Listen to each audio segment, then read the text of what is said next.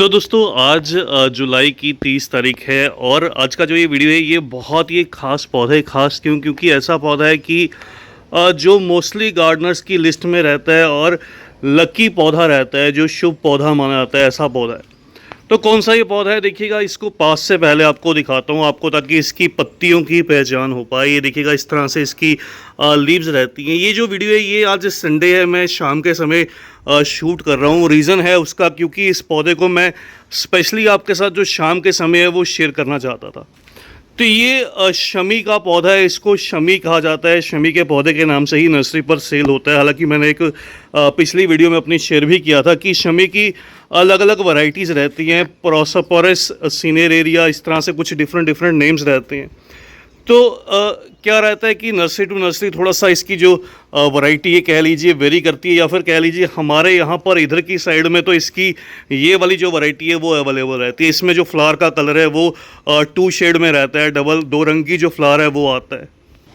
दूसरी इसकी एक और वैरायटी रहती है जो कि राजस्थान साइड में मिलती है आपको, जिसको खेजड़ी कहा जाता है, बहुत कॉमन रहता है। एक्चुअल में वो असली शमी रहता है, इसकी पूजा की जाती है, इसके पत्तों को जो है वो शनि देवता जी को चढ़ाया भी जाता है। तो शमी का पौधा शनि देव के लिए माना जाता है कि शुभ रहता है। जिस पर शनि की कृपा ना हो तो उस के लिए ये पौधा खास रहता है। हालांकि मैं तो एक नॉर्मल गार्डनर हूँ, मैं ऐसी बातें हालांकि नहीं मानता, ना ही आपको कहूँगा कि इस बात को मानिएगा या इसको स्पेशली इस वजह से पूजा कीजिए, ऐसा कुछ नहीं है। तो नॉर्मली एक गार्डनर की तरह मैंने भी ये पौधा ग्रो किया जैसे दूसरे गार्डनर ग्रो करते हैं। तो मैं बताना चाहता हूँ, देखिए इस समय पर क्या है, शाम के समय वीडियो क्यों शूट कर रहा हूँ। देखिएगा अगर आपने छुई मुई का पौधा देखा हो तो छुई मुई का पौधा क्या रहता है, जब हम उसको टच मी नोट प्लांट जिसको बोलते हैं, छुई मुई कईयों को नहीं पता होगा, जैसे ही हम उसकी पत्तियों को इस तरह से टच करते हैं उसकी जो लीव्स हैं वो फोल्ड हो जाती हैं, वो बंद हो जाती हैं। शर्मीला पौधा रहता है, शाही प्लांट भी उसको बोलते हैं। लेकिन ये जो पौधा है शमी का पौधा, ये क्या रहता है, ये शाम के समय खास तौर पर इसकी जो पत्ती हैं वो थोड़ी सी बंद होने लगती हैं। तो मैं कोशिश करूंगा इसकी सुबह के समय की जो लीव्स हैं वो भी आपके साथ शेयर करूं। सुबह का समय इसका जो एक थोड़ा सा पार्ट लेकर वीडियो का वो सुबह के समय भी आपके साथ शेयर करूं। ये देखिए अभी शाम का समय है, उधर की साइड में जो सूरज है वो ढलता जा रहा है। तो जैसे ही सूरज छिपने लगेगा इसकी पत्तियां देखिए इस तरह से कुछ फोल्ड हो जाती हैं, और जैसे ही सुबह का समय आएगा इसकी पत्तियाँ फिर से ओपन हो जाएंगी। इसी तरह से एक ये पौधा रहता है, इमली का पौधा, टैमरिंड प्लांट बोलते हैं।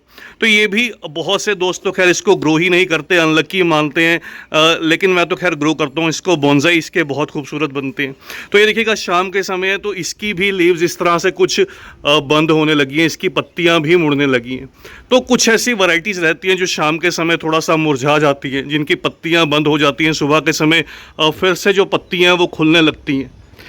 चलिए अब बात करते हैं क्या रहता है इसकी ट्रिमिंग का, क्या रहता है इसके सॉइल मिक्स का, और किस तरह से इसको फर्टिलाइज़र की रिक्वायरमेंट है तो अगर कौन सा फर्टिलाइज़र दें, नहीं तो क्या ज़रूरत सही में है भी है या नहीं है। तो देखिएगा मैंने इसको इस तरह से एक कह लीजिए 10 इंच के मिट्टी गमले में ग्रो किया है, पिछले 3-4 साल से है मेरे पास इसका। अब मेन स्टेम आपको दिखाऊं तो बहुत अच्छे से डेवलप हो रहा है। तो अभी बरसात का मौसम है, देखिएगा इसमें एक नेचुरल जो ट्विस्ट है वो भी आ चुका है। बरसात के मौसम में मैंने इसकी कटिंग भी की थी, कटिंग के बाद का ये रिज़ल्ट है। पौधा बहुत सुंदर सी एक कैनोपी को डेवलप करने लगा है। प्राइस रेंज की बात करूँ तो नर्सरी पर ये पौधा जो रहता है ये लगभग आपको 40-50 रुपीज़ के आसपास मिल जाता है। बाकी nursery to nursery, area to area depend करता है। इसकी आप कटिंग भी इजीली लगा सकते हैं। तो इसी वजह से मैंने दिखाया, इसमें बड़े बड़े कांटे भी रहते हैं। देखिएगा इसमें कांटे क्या रहते हैं, मैंने पहले भी शेयर किया था। शमी के पौधे में जो कांटे रहते हैं वो 2 जो ये लीफ के नोड रहते हैं, देखिए यहाँ पर लीफ का नोड है कि यहाँ पर नोड एरिया है, तो इसके बीच में कांटा रहता है। लेकिन इसका जो कांटा रहता है जहाँ से लीफ निकल कर आती है उसके साइड में रहता है। यहाँ पर भी देखिएगा इसकी साइड में इसका जो थोर्न है, जो कांटा है वो साइड में रहता है, स्पाइक जिसको हम बोल देते हैं। तो ये देखिएगा इसके स्पाइक्स यहाँ पर रहते हैं। तो यहाँ पर आपको क्लियरली विजिबल होगा, जहाँ से लीफ निकल कर आती है उसके साइड में निकल कर आता है। कुछ इसको बबूल भी बोल देते हैं, लेकिन बबूल जो रहता है इससे डिफरेंट रहता है। अभी इसका मौसम जो है वो फ्लावरिंग सीजन है, बहुत जल्द इसमें फूल भी आएंगे, क्योंकि मैंने इसकी ट्रिमिंग कर दी है तो फूल आने वाले थे जो कि अभी आपको दिखाई नहीं दे रहे। लेकिन मेरा पिछला वीडियो जो उसका लिंक है वो डिस्क्रिप्शन में दे दूंगा, वहाँ पर इसके आपको फ्लावर्स जो हैं वो क्लियरली दिखाई भी देंगे। तो इसकी साल में 2 बार आप ट्रिमिंग कर सकते हैं, क्योंकि बहुत तेज़ी से ये बढ़ता है। तो एक तो ये बरसात के मौसम में, दूसरा फरवरी मार्च के मौसम में।